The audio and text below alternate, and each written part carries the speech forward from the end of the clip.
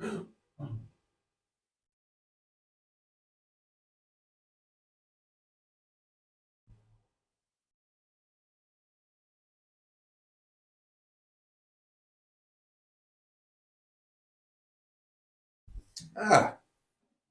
excellent. There you are. Well, good evening, my lovelies, and a very warm welcome to Tuesday Night Live with me, Boaty. And I'm going to be coughing and spluttering and generally coming into your eyes, your ears, and possibly other orifices over the next wonderful hour that we are going to spend in each other's company. And I don't mind telling you that I am teetering on the brink of being orgasmically excited by the wonderfulness of all of it because I am very, very fond of you, each and every one of you. I think you're wonderful, absolutely top of the range community members. And as always, I would love nothing more than to track each and every one of you down and tickle you and squeeze you until you burp and fart and wet yourselves. Wouldn't that be a wonderful joy to do on a spring early evening, possibly in a pub, by a river somewhere, in the beer garden, assuming that it's unseasonably warm and that there are no specific notices placed in the gardens of the said public house, which specifically state no squeezing and tickling of community members until they fart, burp, and wet themselves. If there were to be such a notice, I don't know why. I keep thinking I'm playing Just a Minute, and I'm trying not to repeat, hesitate, pause, or deviate. Absolutely ridiculous. But yeah, if there was a sign up in the pub garden saying that, then don't worry, I would abide by it. I would absolutely abide by it. I might just suggest that we all went for a drive afterwards, somewhere up into this secluded area in the hills, and I'd tickle and squeeze you there. Yes, I would. Now then, who have I got with me on this wonderful evening? Your very good health, darlings. It is, of course, wine o'clock. And I've bloody earned this tonight. Bloody hell, fire. God, I mean, the trade has gone mad. Everything's upside down and arse backwards. Tonight is supposed to be prep night. Very limited amount of customers, very limited amount of business. We've been rushed off our feet. Only me and Sam right there, and we were really quite busy, or as I like to say, and you like to hear, unexpectedly busy. Oh, yes. Oh, what? I should cocoa. I should rub-a-dub. I should house your father. Now then, I was going to have a drink, wasn't I? But I'm also going to say, I hope you all had a wonderful day. And I and your fellow community members, we would like to hear about your day. Start from the very beginning, if you would be so kind. How did you sleep? What time did you have to get up? What did you have for breakfast?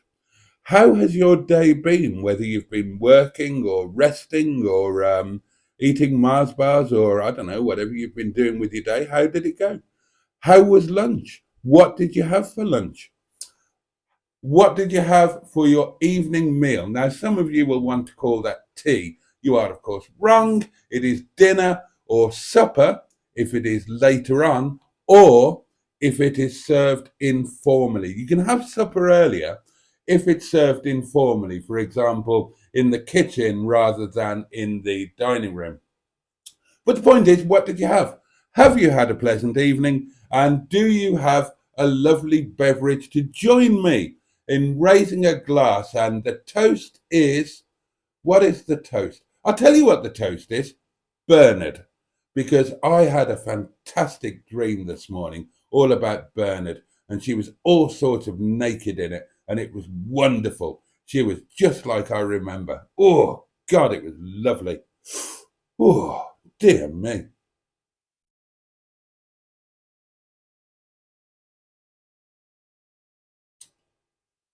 Oh, that's nice. So, here's to Bernard. Up yours, my lovely. Now then, who've I got with me? Jimmy Quinn is here. Good evening, Boaty and all. Steve Colg is here. Barry, that guy from SETI Alpha 5. Jimmy Quinn again, Steve Colg again. Lord Stiff Upper Lip is with us. Good evening to you. Hello, Boat. He says, Pingu Concord is right in our midst. Always jump right into the middle of us, he has. Salutations, bottom banging Boaty, says Pingu. Have you had some fun today? I had some fun in my dream this morning. Does that count? Oh, hello. Smelly Hole is with us, and that sounds like it should be a cave system somewhere down in Somerset, shouldn't it? Somerset, somewhere near Wookie Hole. You'd have Wookie Hole, and then you'd have Smelly Hole. Yeah, but it's lovely to have you here, Smelly. Thank you so much for joining us. And Smelly says, "Ooh," or possibly, "Ooh." You could read that in a variety of ways, really. I mean, you feel free to put your own interpretation on it. I'm reading it out, so I had to give you, I gave you a choice. I gave you two interpretations. Feel free to choose your favourite. Pardon me adopting this slightly lopsided position. You're not on the wong. I'm just scratching my knee. And specifically, I was scratching this one, just about there. Sorry about that. Sometimes when you're broadcasting to upwards of 3 people, you have to scratch your knee. I've been doing a wine burp before too long. I am the consummate unprofessional. That's what I am. And if you ever want to learn how to be a really good YouTuber and a really jolly good live broadcaster, watch me carefully and do exactly the opposite, and you'll have it made. Before you know it, you'll be as big as Hubnut. Whoa, what? I should cocoa. Smelly Hole goes on to say, you have a lovely, sweet voice, by the way. Well, how terribly kind. It makes my legs tremble. Gosh, well, as compliments go, that is a compliment, as complimentary as a large carton of curry sauce complements a large battered sausage. And they are two wonderful things in their own right. Now, I'm not an animal, but I can enjoy a large battered sausage served simply in the greaseproof paper with a little bit of salt and vinegar. Now, I can enjoy that. And this might be slightly animalistic, but I can enjoy a large pot of chip chop curry sauce on its own. I will literally drink it as if I were quaffing the finest champagne. And not only that, I'll get every last little vestige up with my tongue. Now, if you've got a small curry sauce, that's quite easy. Simple, We all know the routine, don't we? We've all done it. Lid off the curry sauce, lick around all of the indentations, lick around the very edge, being careful not to cut your tongue if it's split. Cast that aside. And then when you get the actual curry sauce pot with the delicious residue of curry sauce in the bottom there, you've got to put it on like a COVID mask, basically. And you've got to bury your face into it like you would bury your face into Claudia Winkleman if you had half a chance. And then, work your tongue around, get it all up. Now, not so easy when you've got a large carton of curry sauce, is it? My personal technique, deal with the lid in the normal way. Cast it to one side. Then rip down the carton of curry sauce and rip it around. So you've effectively halved it. Take the top half, lick, lick, lick, lick, lick, discard. And then treat the bottom half like you would a small carton of curry sauce. But the point I was trying to make was that as wonderful as those two things, those two comestibles, those two dichotomized item of foodie wonderfulness, as magnificent as they are, how much better are they together? How much better are they together when you can dip your... Actually, I wouldn't do this. I was going to say you can dip your battered sausage into the curry sauce. Now, I don't know about you, darlings, and it's not for me to talk for you. I can't speak for you. I wouldn't want to. You are your own people with your own ways of doing things, with your own minds. And I respect that. I respect your individuality because each and every one of you is unique, exactly like everybody else. But me personally, If I've got a plain sausage, oh yeah, I'll dip that into the curry sauce. Of course I will. A battered sausage, no.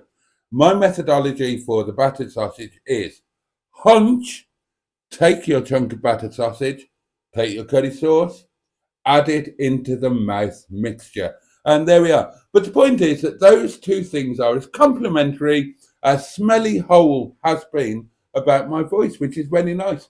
And that has given me a nice warm feeling that, I can feel it rolling down my trouser legs. It's a proper little Jimmy Tuppence. And I can feel the wine working its fiery tendril way around my midriff, and that's very nice. I've been looking forward to this glass of wine, and I can assure you, and be of no doubt about my sincerity when I say this, I enjoy it more knowing that I'm sharing it with you. And I've just suppressed a wine burp, so fair play to me. I would say give me a pat on the back, but don't, because that might bring the wind up. Pingu has got something else to say. What could it be?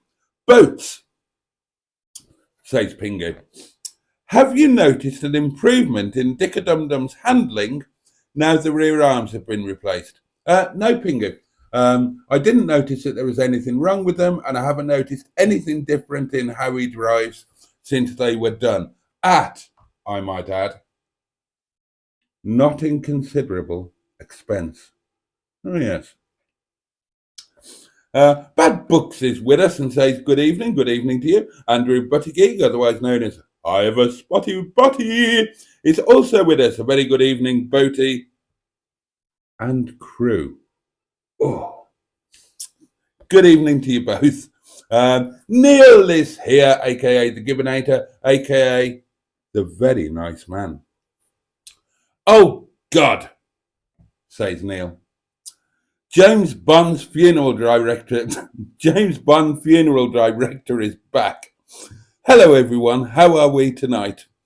Well, James Bond's funeral director. I think I'll take that. Now, I've said it before and I'll say it again. James Bond villains are terminally thick.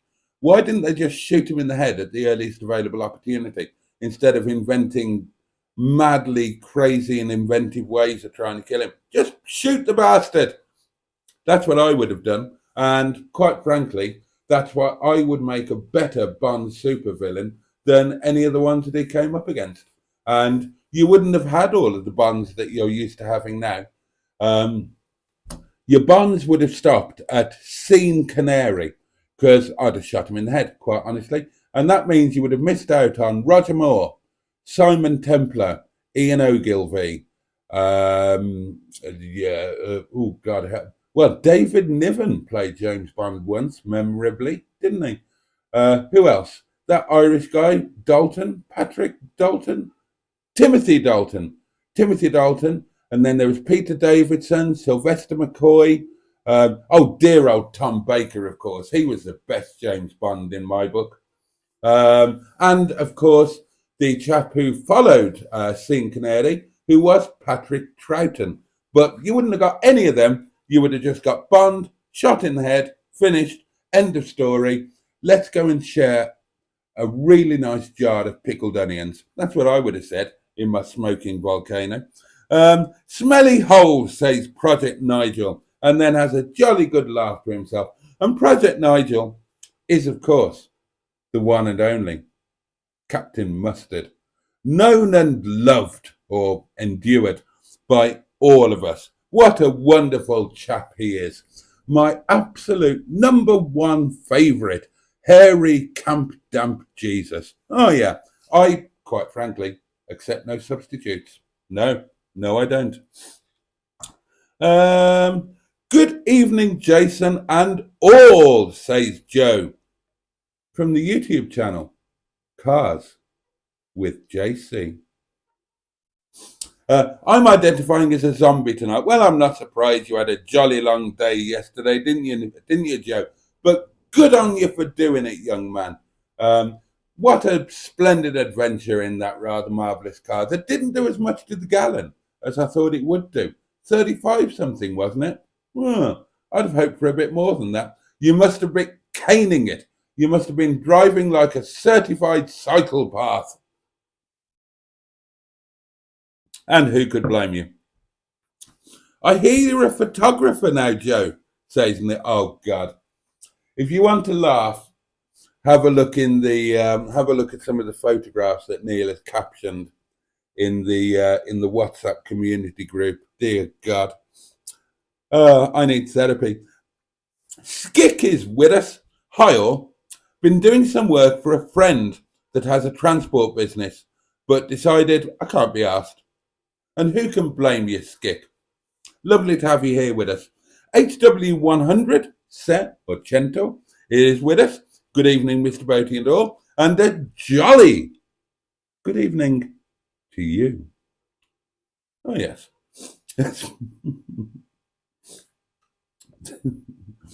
Barry says, I get up at 5:30 in the AM every day.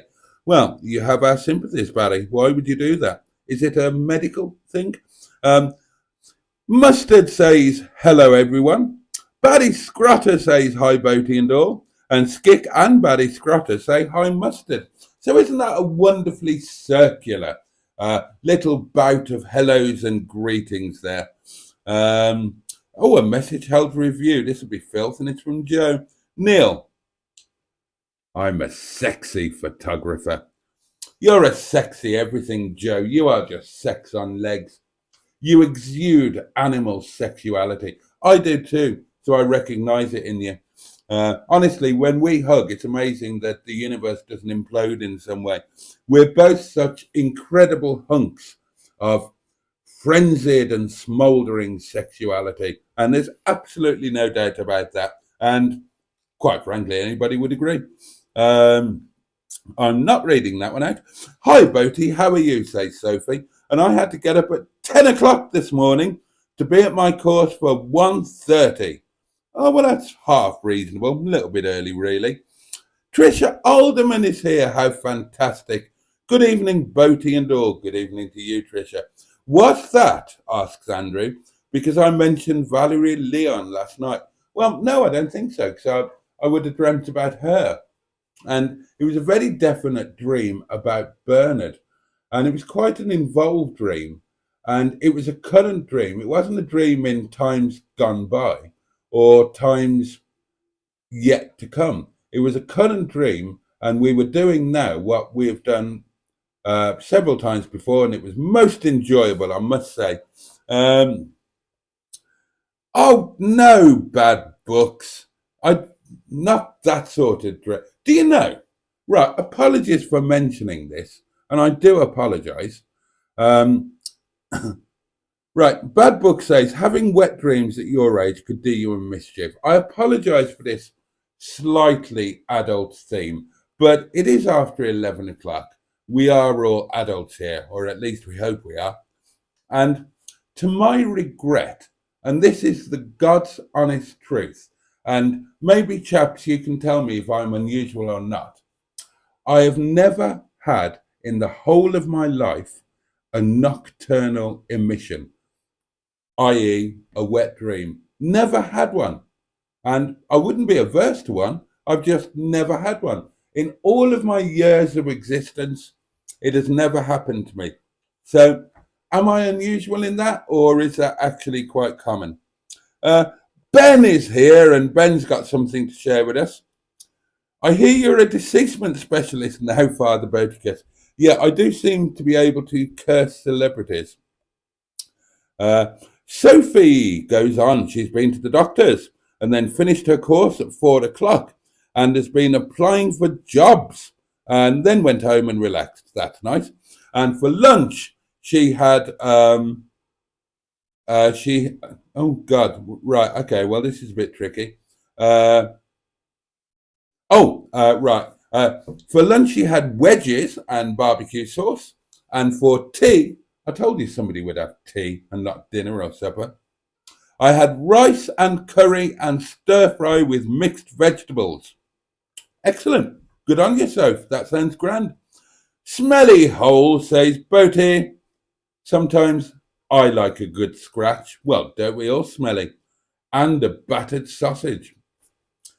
Oh, there's nothing wrong with a large battered sausage. That's what I say. Words to live by, in my opinion. And Sophie goes on to say, hi everyone, and hello Boaty, and bless her, as she always does. She hopes that we've had a lovely day. And I can tell you this, I know Sophie, she means it. Oh yeah, with every being of her fibre, as well as every fibre of her being. And Sophie is now multitasking, watching a film with her mum and watching Boaty and my lovely friends. HW100 says, what style of singer are you? And presuming that's directed at me, gosh, well, what style of singer am I? That's a tricky one. Okay, well, operatically, I'm a baritone, but in terms of my professional vocal career, then I was best known for being the vocalist in a Neil Diamond tribute show. So I was a Neil Diamond type of vocalist, whatever that is. And left to my own devices, gosh, I don't know. Probably my favourite stuff to sing was Chris Isaak stuff. I loved singing Chris Isaak stuff, and I had a very good, head voice. I had a very good falsetto, and I used to enjoy using that. So there you go. That's the.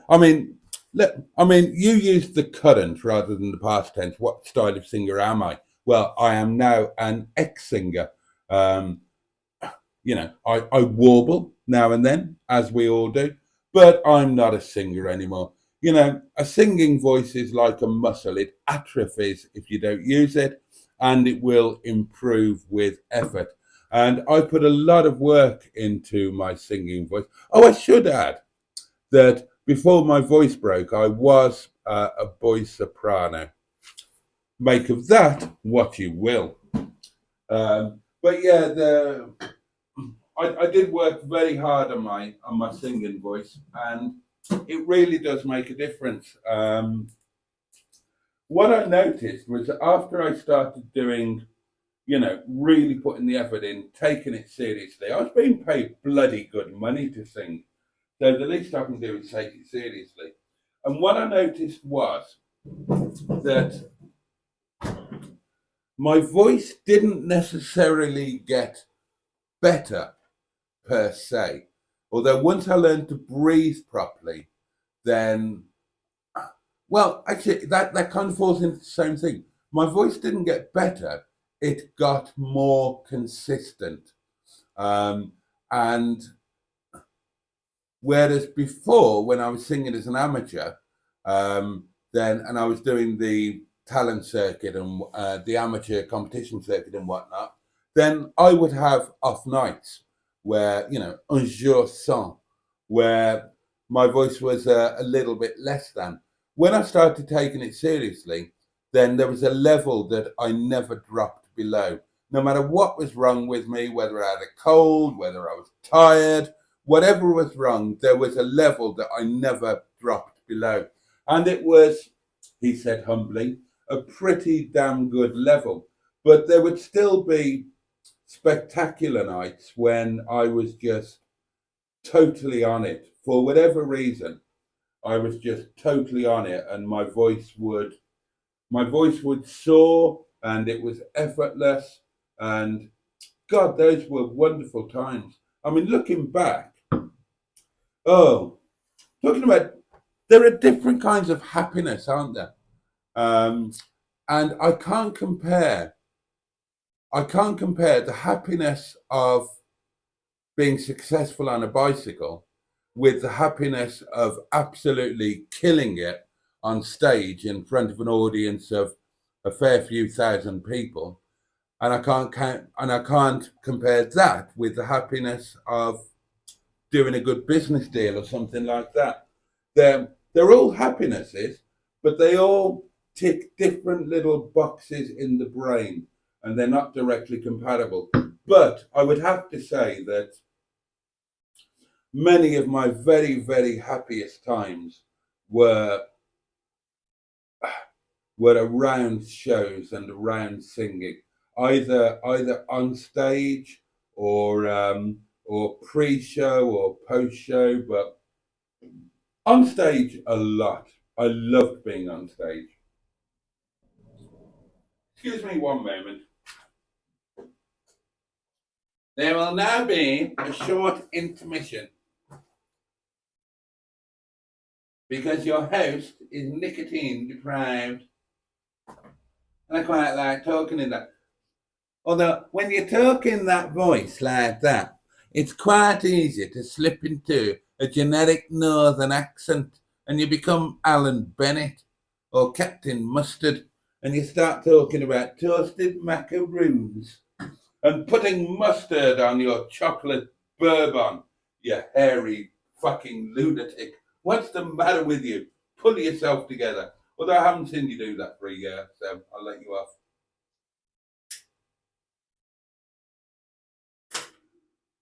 Another successful live stream this afternoon. I see Mustard. Had a look just now. 900 and something views, umpteen likes. God knows how many people there live. The YouTube algorithm loves you at the moment, doesn't it? You can do absolutely no wrong. I wish I knew your secret, dear boy.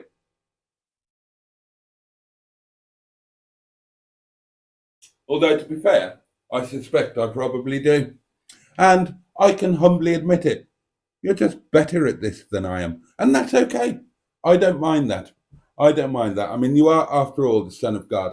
So if the big man upstairs can't push a few algorithms your way, then you might as well have been adopted, quite frankly. Sorry about that, darlings. It was low tide at Glass Bay, and I had to go out and actively seek replenishment, or, if you prefer, replenishment. And I think I do prefer that. Many things sound better with a French accent, I find.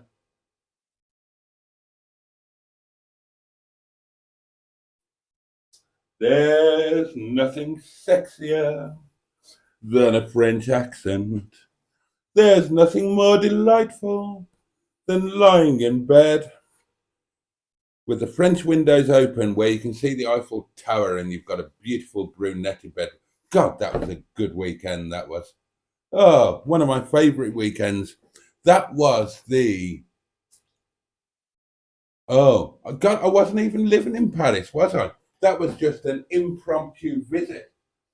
That was an impromptu visit. I didn't even mean to go to Paris. And I ended up spending a weekend with a wonderfully random lady in a wonderfully random apartment. And she was very proud of that apartment, and I can't remember why. She said it was the only building in the whole of Paris where you could see three things. And I know one of them was the Eiffel Tower, but I can't remember what the other two were. And she told me, and I've got no reason to disbelieve her. There was nothing about her that said that she was a congenital liar. But she said that she used to earn. God, I'm being pinged in the middle of a broadcast. What's going on there? And it's Joe. Dear me. What was I saying? Oh, yeah. She was saying that she used to earn really good money letting film crews come into her apartment to film stuff because it was the only building in Paris where you could see these three things. Or maybe it was four things. I wasn't really concentrating, to be honest. She was a very attractive lady, and I was concentrating on thinking how to make sure that this encounter ended up in a more intimate scenario. And then when it did, I was more concentrating on making the most of it. And I can assure you that I most definitely did. And that was one of the weekends. I did it twice, but that was one of the times when I ended up doing an entirely impromptu show in Saint-Germain. I love Saint-Germain, or I loved it back then. It was a really kicking and happening place. And this happens when you can sing. And if you've got like a tiny little bit of profile, you can end up somewhere. And before you know it, then you're bloody doing something in a show. It sounds weird, but honestly, it happened. It happened more than once. It happened that time in Saint Germain where we went to a bar, and actually weirdly downstairs in this massive cellar in Saint Germain there was like a cabaret room, and we went down for that, and we were chatting and chatting with people, and she was chatting with people, and she must have told somebody that she had this singer from the UK, and before I knew it, with a glass or two of Chablis inside me, I was up on stage with some French band giving it large. And that genuinely happened a few times in Wiltshire. How rude. In Wiltshire, I ended up with, what were they called? I ended up on stage with one of at the time, it was the leading Bee Gees tribute group. I'll remember what they were called in a minute. A Taste of Honey. A Taste of Honey, that's right. And I was just backstage hanging out with them, and they said, come up on stage and jam with us. It was a charity gig for the Wiltshire Air Ambulance, but a really big one. And I said, what are we going to do? I mean, I can't sing Bee Gees stuff, for Christ's sake. I'm a massive Bee Gees fan. I know every song that they've ever written and ever recorded, but as it happens, it worked out really well. That is the joy of live music, when you've got a live band and you can just play it by ear. Where else did it happen? I'll give you two more examples, and they're a bit disparate. One was at whatever the name of the pub was it the Actress and the Bishop? Paul Henry played Benny in Crossroads. I ended up singing at his pub. And the other one was a little bit more impressive, and that was singing Up Where We Belong with Jennifer Warnes in the Premier Cabaret Club in Chicago. That was a memory. Pardon me while I just check these messages, just in case they are important.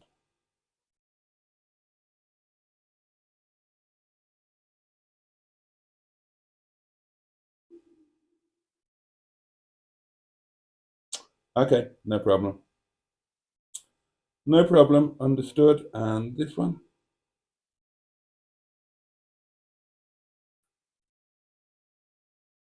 Okay. All right. Nothing I need to share with you there. So, where are we? It's going well, says Captain Mustard. All right, the boatster, says Stephanie Smith, and good evening, one and all. Good evening to you, Steph. Bad Book says, would you have done Claudia Winkleman's mum back in the day, the lovely Eve Pollard? I knew that she was Eve Pollard's daughter. No, quite frankly, but no offence. Sophie says, my stepdad had a chippy tonight, his tea. How weird that, Boaty, you are chatting about a battered sausage. That's exactly what he had, with chips. He also had mushy peas. Oh dear. And there's the being sick emoji. Quite rightly, because mushy peas are not to be eaten, really. Both of my grandfathers are named James, says Steve Colg, and that is really interesting information. What are the chances of that? You could probably work it out. Hi, Boaty, says Jimmy Quinn. You do talk shit. I do indeed, Jimmy. Well spotted.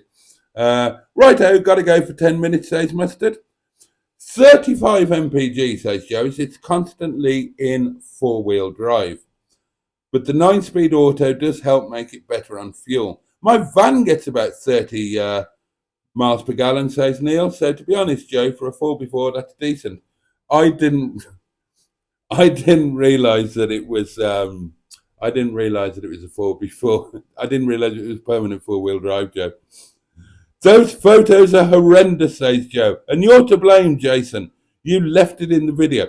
Technically, John is to blame because he put you in the video clip. And it's too good a clip not to leave in. And those photos are hilarious. Bite the pillow, darling.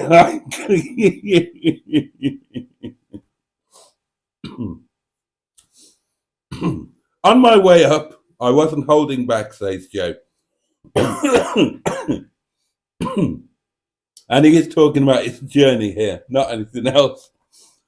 But on the way home, I set cruise control at 70 and glided home with my tunes on.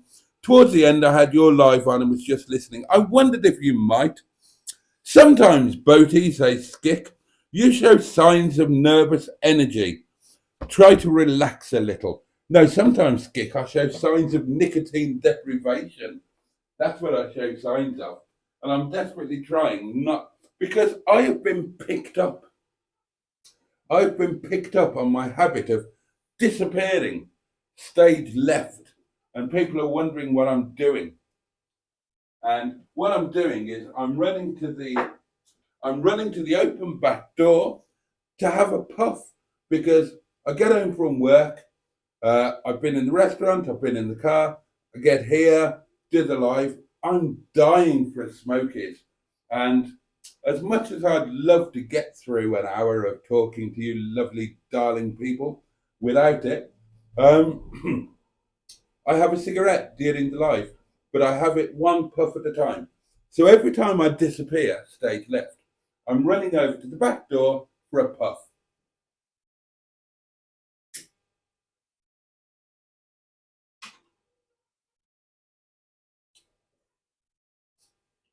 God, I can make a fag last an hour. I had a wet dream, says Steve Kelk. The hot water bottle burst. And then I had to turn the mattress over. Oh dear. Bad Book says, mate's 2018 Merc 4x4, 50,000 miles, drive shafts are knocking. 3K fix, and that's not even at a Mercedes garage. Name Me -1 says, sorry I'm late. Connection issues. And new staff. New staff? What, have you got a new butler? Or a new maid? Or a new chef? And, I mean, you know, staff can be tricky, especially the understair staff. Treat them firmly with a firm hand, that's my advice. Jimmy Quinn says, Skick, he will have a stroke. Well, I did in my dream this morning. And very nice it was too. Bernard gives a good stroke. Oh, wine out of the freezer, says Name Me -1. Good shout. Oh, it's just crystallising. You've saved that just in time. Oh, thank you very much.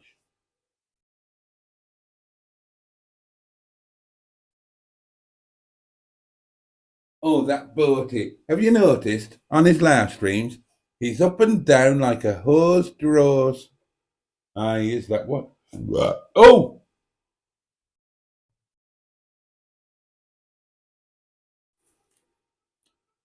We interrupt this broadcast so that Boaty can be taken by surprise by an uninvited, unsolicited, shameful wine burp. Thank you. Wine burp, we salute you. Salute. Pompeii, salute, notte, notte, up Pompeii. Look at the way we are today, it's getting out of hand, there's no decorum in the forum. Depravity surrounding me, I don't know where to turn, but give me time, and I'll soon learn. Oh, look, anybody else remember Up Pompeii, or is it just me?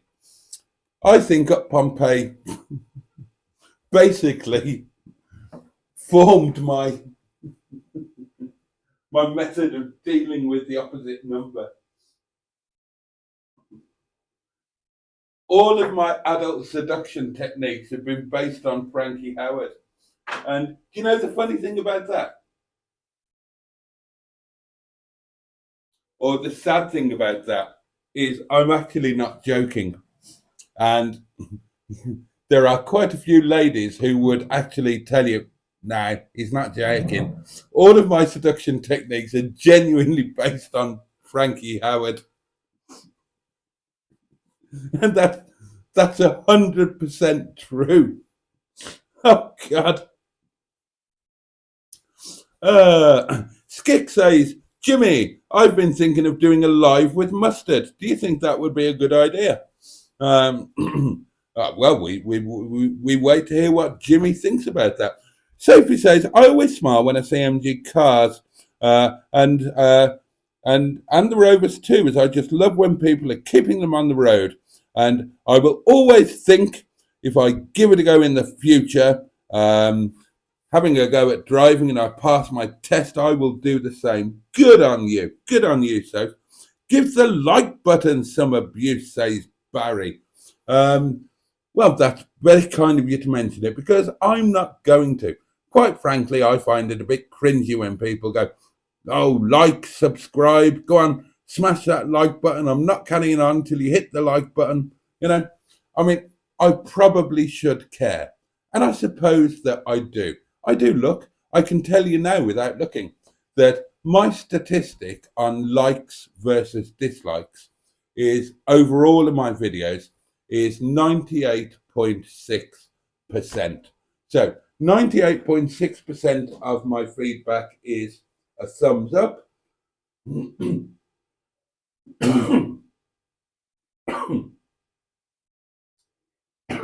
and and as anybody who does maths will tell you, that means 1.4% of my feedback is thumbs down, saying this is terrible, this is awful, I did not enjoy this and I want the world to know. And to be fair, I'm quite pleased with that because you've seen the sort of rubbish that I put out. 98.6, I'm doing quite well. So I'm not going to urge you to wallop the like button. I'm not going to. I don't think it makes for great content, to be honest. I'm grateful that you're giving me your time to watch. And if you don't enjoy it, then by all means dislike it.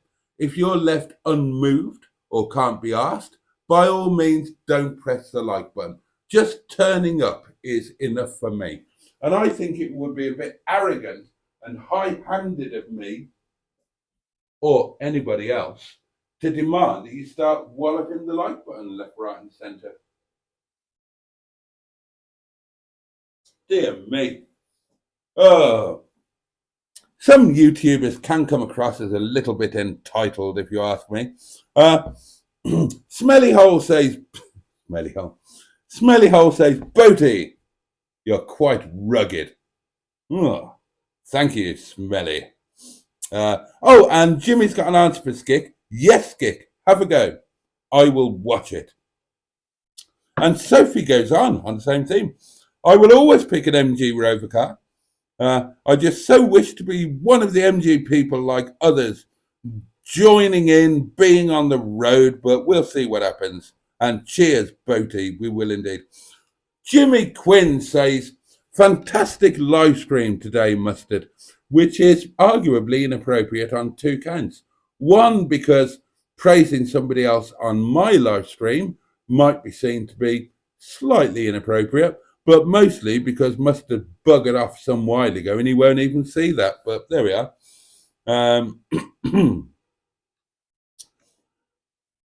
I always thought David Icke was the son of God, says Barry. Well, maybe he had more than one. Maybe he put it about a bit. Mustard has the nice factor, says Skick. So likeable. Yeah, he manages to give that impression on the videos. Different story when you meet him in person, obviously. But it's nice that he can give that impression. Boaty, take me to Paris with you, says Smelly Hole. Okay, when should we go? And where do you live? I'm new to this live stream. I live in the Peak District National Park in a 700-year-old cottage up on top of the wild moors in the arse end of nowhere, Smelly, with nothing around me other than farmland, moors, If I want to go to the local shop, it's a 1 hour round trip in the car.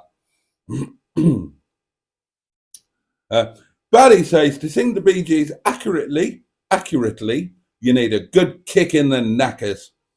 Well, yeah. For some of it, yeah. Robin Gibb, amazingly, had a really good baritone voice. He didn't use it very often, but it was there. Trust me, I've heard it. Boaty's worldwide tour, says over Spotty Butty. Visit all of the magnificent and wonderful places that Boaty has had a pottering experience. I'd like to do that. I'd sign up for that.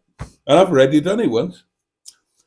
Back a little bit, says Mustard, trying to cook and sort out the Monday video. Wasted nipple. Sorry? Wasted hippie. I do apologise, Mr. or Ms. Nipple, for getting your hippie, for getting your name wrong. Do your candles smell of watermelon? I don't know what watermelon smells of. And I can't remember what these are supposed to smell of. It did say on the label, but I can't remember.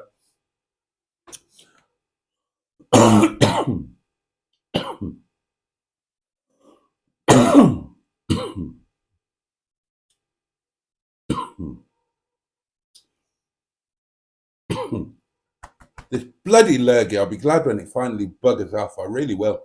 I feel fine otherwise. All I've got left is the tight chest and persistent tickly cough. It's improving, but it hasn't entirely gone. I might have a bottle of white this Friday or Saturday, says Barry Scrotter. And that amazes me. I mean, there obviously are people in the world who don't drink on a nightly basis. And in a way, I applaud them. In another way, I'm amazed by them. And in yet another way, I feel bloody sorry for them. God, I can't imagine going to bed without a little glass or something, just to take the edge off. I love Frankie Howard, says Steph. And Andrew says, I've got the 3 DVDs. Up Pompeii, Up the Chastity Belt, and Up the Front. God, Up the Front, that was the one with Eartha Kitt, wasn't it? And so the Up Pompeii is that the film version of Up Pompeii, which had one of the best lines I've ever heard. Or was it a DVD of the television series? Because there was a TV series and then there was a film. But in the film version,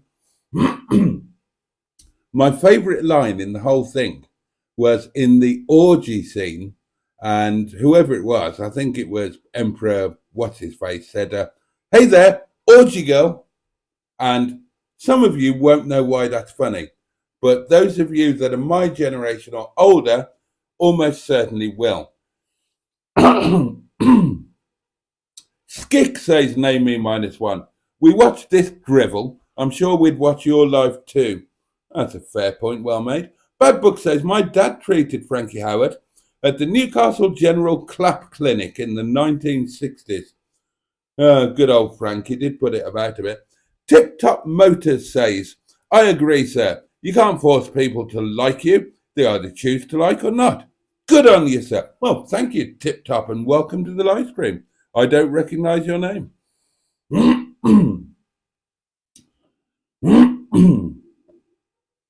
Excuse me.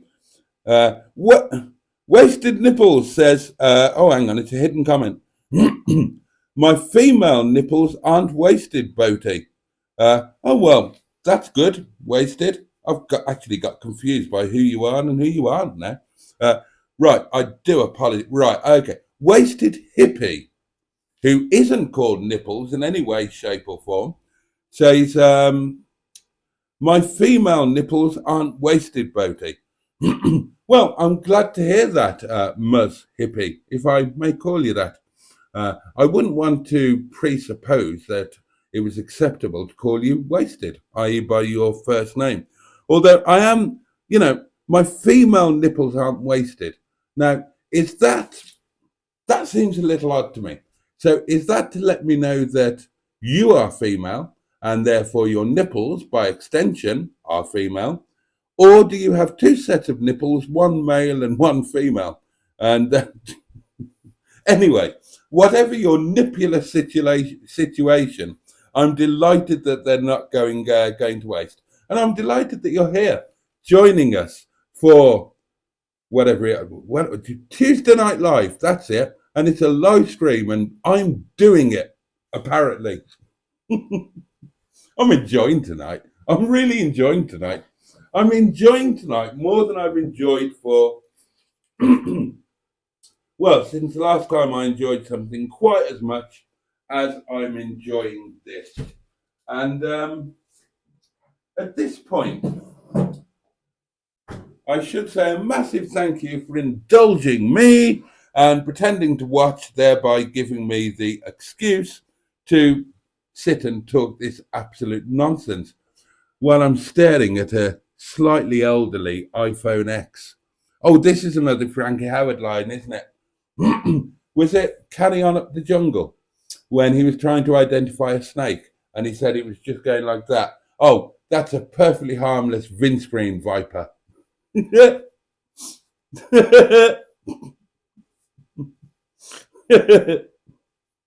Oh dear. Neil says, I'll be cracking a few beers on the weekend while I'm working on Harry. Oh, how is Harry, Neil? Haven't had an update for a while. Tommy Cooper, says Barry, Caiaphilius finest. Just like that. Just like that. The big man. Oh, dear me. Oh, there's some stories about Tommy Cooper, but I've told you them all before. So, Steph says, Boaty, what is your all-time favourite comedy? God, I don't know. Oh, I really don't.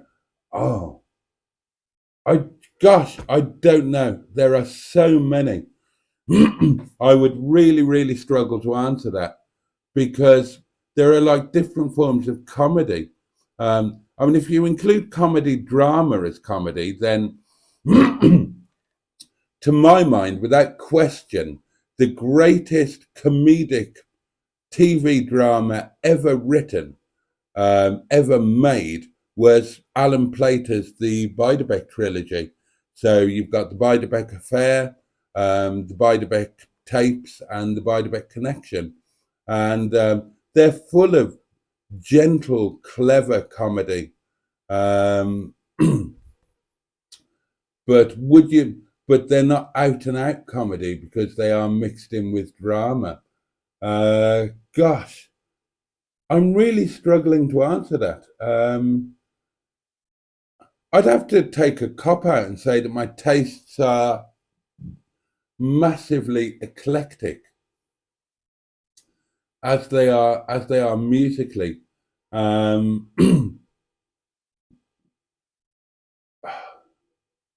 Clark and Daw, two Australian guys, they would be up there. If you've never watched any Clark and Daw, then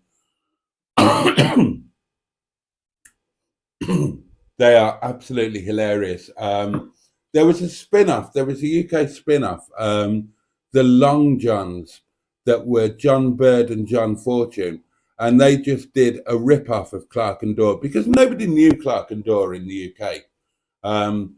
That was very much an Australian thing. And then, so John Bird and John Fortune did a rip-off of their act in the UK. But to be fair, incredibly talented people. They were really, really, really funny.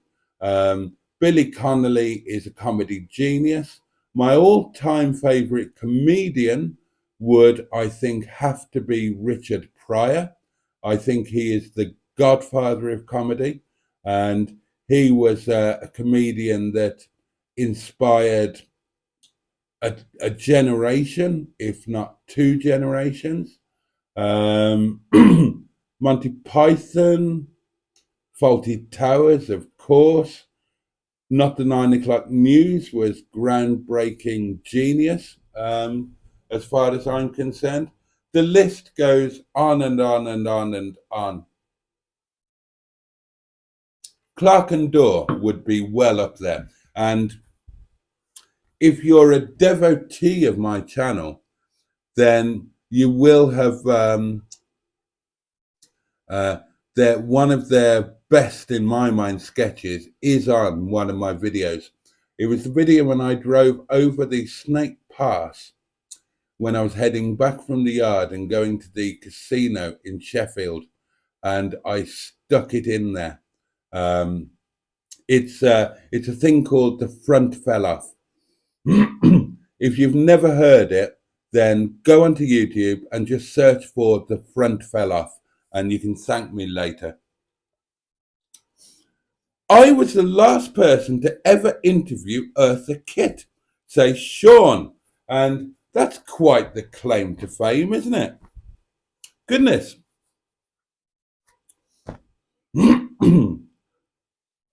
And Steve Kolk has been Steve Kolk has been a connoisseur, top of the range, channel member for 5 months. And Steve, I am really grateful for your support, and thank you for all 5 months of it.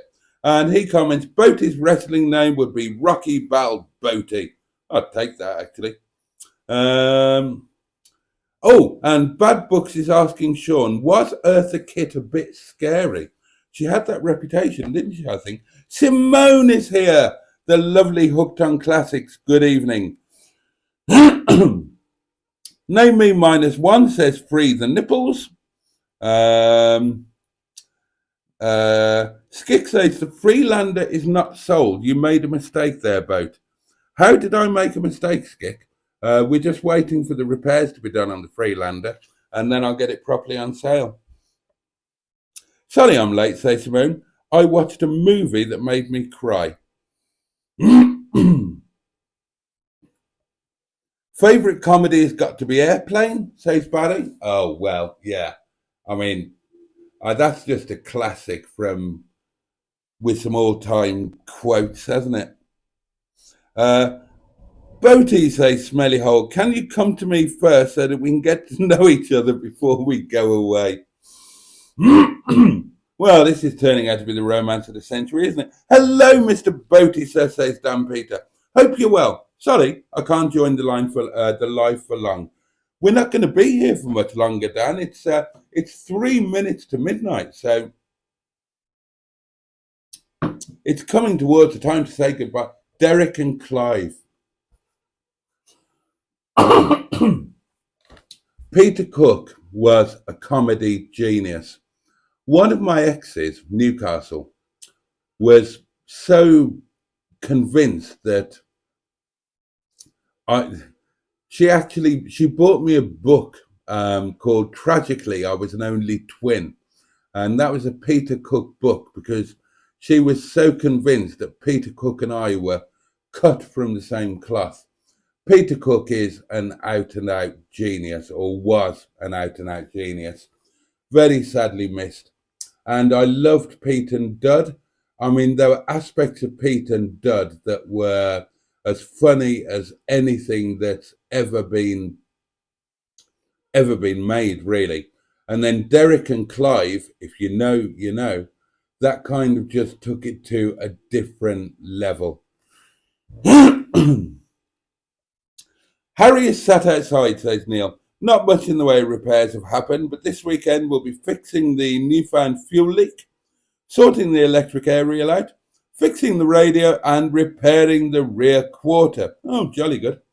Skick says, I love the Marx Brothers. Duck Soup is my favourite. I also love the Marx Brothers. I used to watch their films religiously when I was a kid on the school holidays, back in the days when I still watched television. Mr. Boaty, says Dan, would you ever consider all channel members contributing towards a car for you to do a load of challenges with? A high mileage shitbox.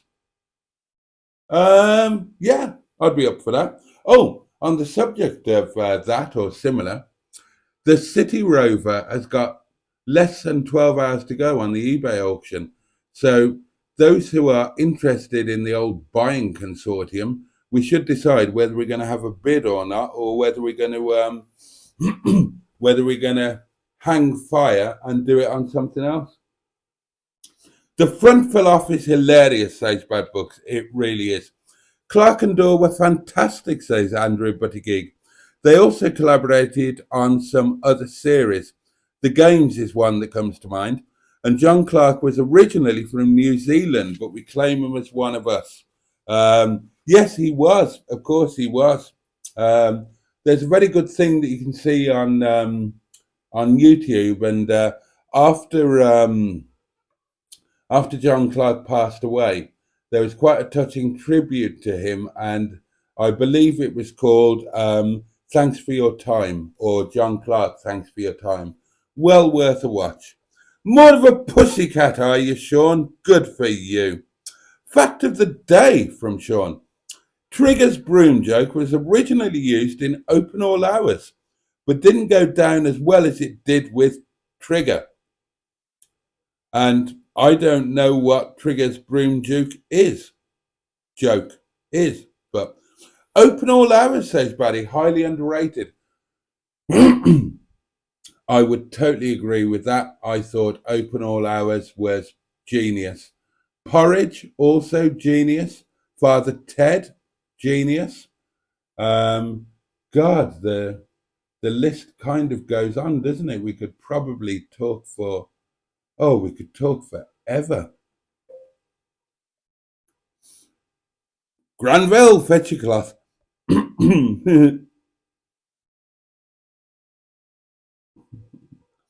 High mileage shitbox, says Neil. That describes Boaty to a T.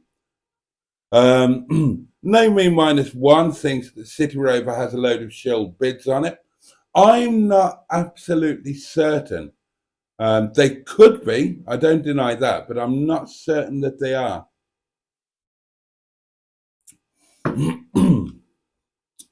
Trigger's broom on Only Fools and Horses, says Sean. I don't know if I'm alone in this.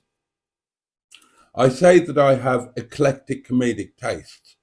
I never found Only Fools and Horses remotely funny. In fact, I found it boring, predictable, annoying, and generally irksome. And given that it's generally voted the best sitcom of all time,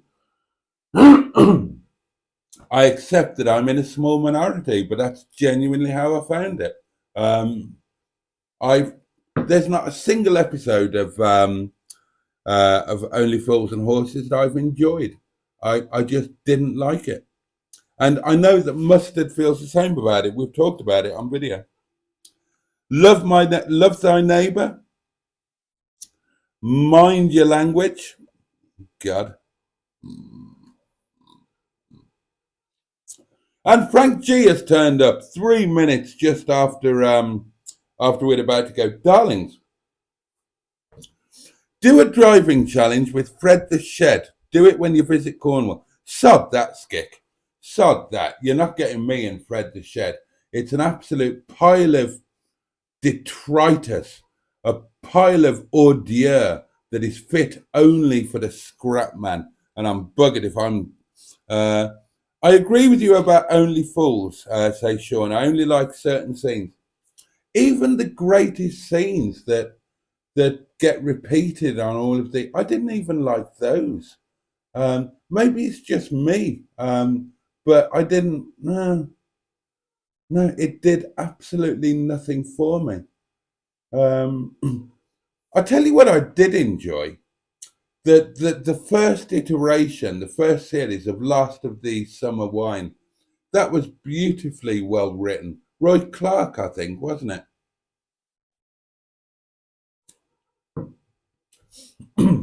But I still, as I say, maybe it doesn't count as comedy, but Alan Plater's The Beiderbecke trilogy has comedic elements to it, and it is the finest thing that has ever been on television. And if you've never seen it, any of them, I would absolutely commend that you do. if you only watched one television or film or movie or theatrical thing in your life, that is the one that you should watch, the Beiderbecke trilogy. It was just absolute genius. Oh, and I'll tell you what else. Thinking about it, Jack Rosenthal sadly left us now. Started out as a writer on Coronation Street, well known for being married to Maureen Lipman, well known for writing Bar Mitzvah Boy, but he also wrote Moving Story, which was very funny, but he wrote The Knowledge. And again, it's, it's of its time. But if you've never watched The Knowledge, then watch it. The Knowledge shows the genius that Jack Rosenthal had. And it particularly shows in two characters. One is a character as the vampire, played by Nigel Hawthorne, which is just inspired beyond words. And the other is the character called, oh God, am I getting mixed up with the one in Moving Story? I was going to say it's called Titanic, but I think that's one of the Moving Story characters. And now, because I've got that in my mind, I can't remember the name of the character in The Knowledge. But if you know The Knowledge, you'll know who I'm talking about. I don't understand Father Ted, but that's great, apparently, says Name Me -1. It is a shed, and that's why it would be interesting, says Skick. Yeah, but it would be horrendous for me. So, no, sod that. Keeping up appearances, says Simone. Yeah, I love that. OFSH. OFSH. Oh, Only Fools and Horses? Is that? With Cabbage TV that you don't have to think about. Entertainment past an hour. I loved Clarence, which started Ronnie Barker. Yeah, indeed. Yeah. That was Clarence was the ocularly challenged character, wasn't it? Ronnie Barker was another just genius. I mean, the two Ronnies, okay, they were what they were. They were family viewing in whenever it was. But elements of the two Ronnies were absolute genius. Porridge was amazing. Open All Hours was fantastic. Open All Hours really was fantastic. And I have found out where the shop is, where it was filmed, and I am going to do a video there. And it is still a shop. And it was a shop when they filmed that. They just rented the shop out for the periods that they needed to film it. But Ronnie Barker definitely was a genius. And to talk about the genius of Not the 9 O'Clock News, whoever wrote the Two Ninnies sketch, the Not the 9 O'Clock News sketch, that was satirical genius at its absolute finest. And that was proven by the fact that Ronnie Barker got really, genuinely upset by the Two Ninnies sketch. And yet it perfectly satirized everything that was not wrong with the two Ronnies, because there was nothing wrong with the two Ronnies. They were amazing. It's just that in the kind of late 80s or mid to late 80s, whenever, things were moving on and things were becoming a bit less saccharine and a bit less vanilla. And not that the 9 O'Clock News really understood that movement, and they were at the forefront of it. Mrs. Bouquet is very popular here in the USA. Keeping up appearances was brilliant. Frank G_05 has just had a nice drive home in the ZR, nice and peaceful on the empty roads. My father, says Dan Peters, looks very much like the family's Del Boy. I expect he's very much more miserable. Where did I get to? Sorry, meant to say, says Dan, my father looks like Sir David Jason, but I expect my father is a lot more miserable. He's probably a lot more poor. I love By the Beck but prefer Callan, says Barry. Well, again, you can't compare them. I mean, there's no comedic element to Callan. Of his genre, I would argue that Callan is the best thing ever. But you can't say that there's any sort of a comedic element in there. I mean, Callan was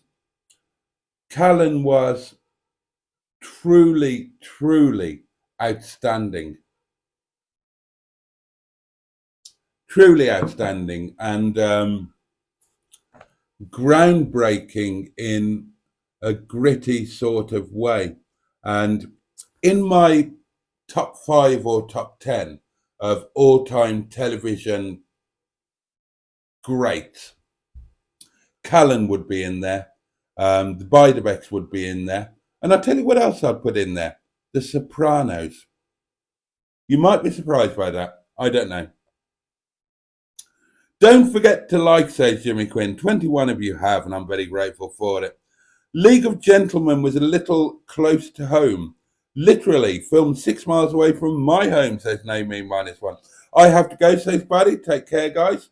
And we're all going very shortly, so do say your good night. Dave Allen, says Andrew Buttigieg. Dave Allen, again, was, a genuinely genius level funny man. Language Timothy.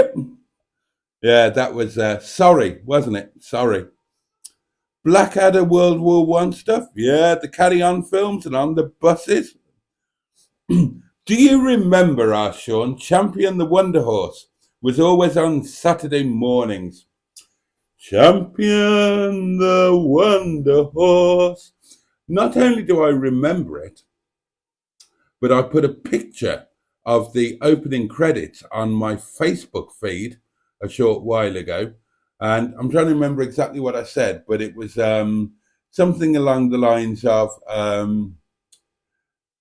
does everybody recognize this picture? I just wondered if the time had come yet, which was a reference to the lyrics in the opening credits to Champion the Wonder Horse.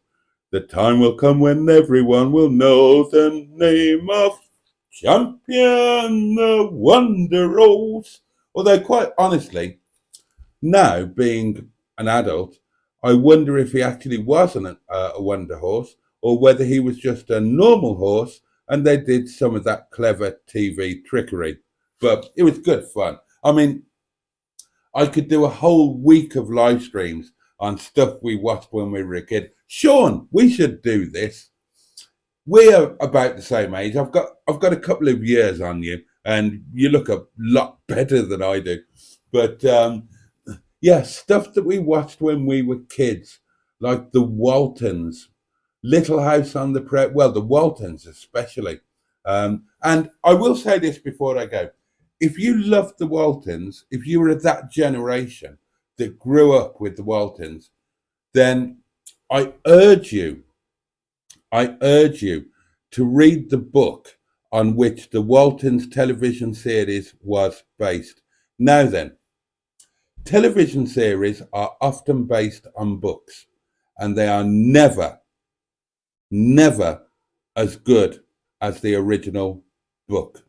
And The Waltons was based on a book called Spencer's Mountain by a writer called Earl Hamner Jr. Now, The Waltons was what you would expect daytime family television to be. It was a great series, but it was soft and fluffy. The book on which it was based was most definitely not. And it was, quite frankly, superb. So please, if you take nothing else from this live stream, and God knows, why would you?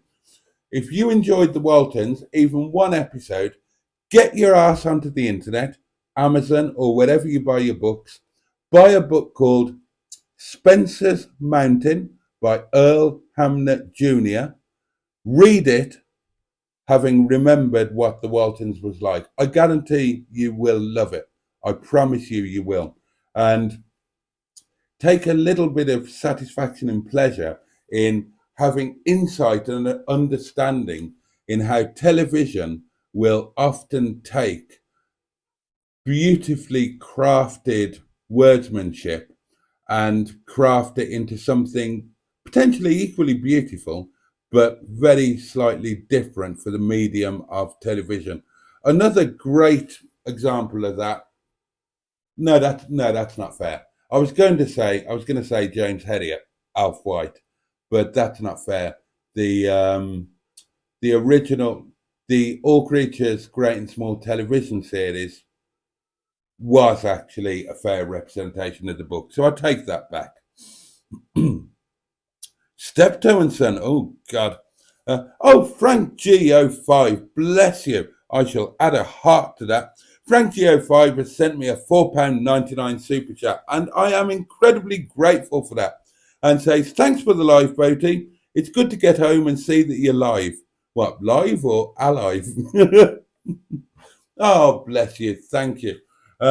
Again, I should repeat that as any YouTuber knows, then your advertising revenue, that element of your YouTube income, is pants in January, February, literally next to nothing. So please be assured that any of you who are channel members or send the old super chat or super thanks, honestly, it makes a massive difference.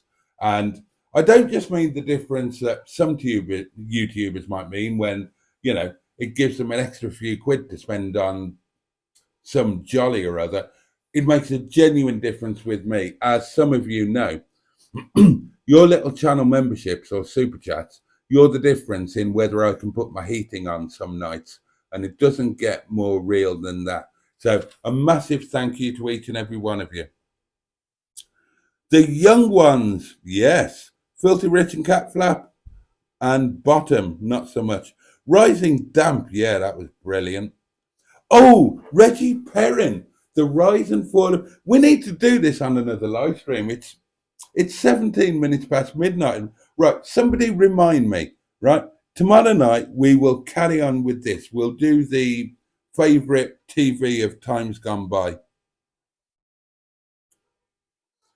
I want to say, says Mustard, sorry for being so annoying on Monday. I don't believe that you're being sincere there. Boaty, did you watch the New Statesman? Yep, thought it was brilliant. Oh, how could we forget? Yes, Minister. Yes, Minister and Yes, Prime Minister. Written by Anthony J. and Jonathan Lynn, and a connection to Jack Rosenthal and The Knowledge. Jonathan Lynn played Ted Margolis in The Knowledge, and then went on to co-write Yes, Minister and Yes, Prime Minister. Other entrants, for certain, in the top 5 of the best things ever to be on TV.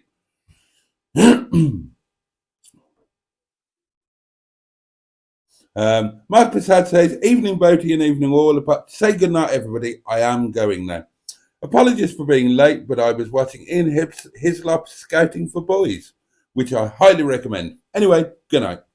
I love the Waltons, says Sean, and have every episode. And please do. Oh, and you go on to say Spencer's Mountain. So does that mean that you have already read the book? If you haven't, please read it, Sean. I promise you will love it. And have you read, talking about mountains, have you read I Bought a Mountain yet? And if you've started, what are your thoughts? Or stick it in a video and earn some money from it. Don't tell me, you earn nothing from telling me. Stick it in a video. You know I'll watch it and I'll be glued to it.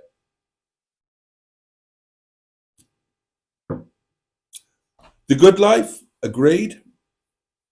Butterflies, oh, definitely agreed. I loved Butterflies. Ever Decreasing Circles. God, I loved Ever Decreasing Circles. Penelope Wilton, Peter Egan, the lovely Richard Bryars, of course, Howard and Hilda. Oh, God. See, I don't want to stop now. I want to keep talking about all this all night, but must go. We'll carry on with it tomorrow. Oh, thank you, Andrew. Boaty, don't forget to talk about TV shows tomorrow night. Dear John, yes, I remember that. Duty Free, Keith Barron and the lady, his wife, I don't remember, and then Joanna Van Gussum, whatever her name was. Good night, all. Sleep well, says Trisha. Good night, all. Sleep dreams. Have a lovely day tomorrow, says Sophie. Uh, Good night, says Sean, and a very good night to all of you. Right, that's it. Say your good night, and we are all off. We're late, 20 minutes past. We've all got people to do and things to see. Well, specifically, I've got supper to cook and the remainder of a bottle of wine to drink, and I'm looking forward to that very much indeed. But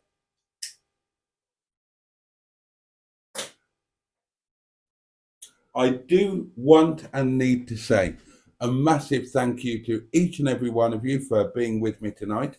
I've really enjoyed tonight. It has been particularly enjoyable. I apologise for running over by 21 minutes and stampeding thoughtlessly into your private time.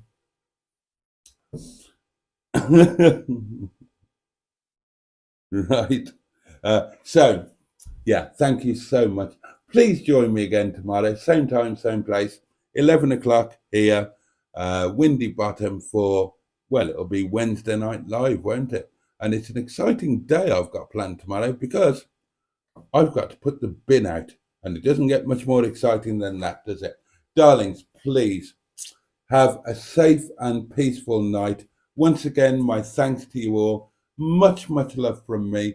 Have the best day that you possibly can tomorrow and just take great care of yourselves.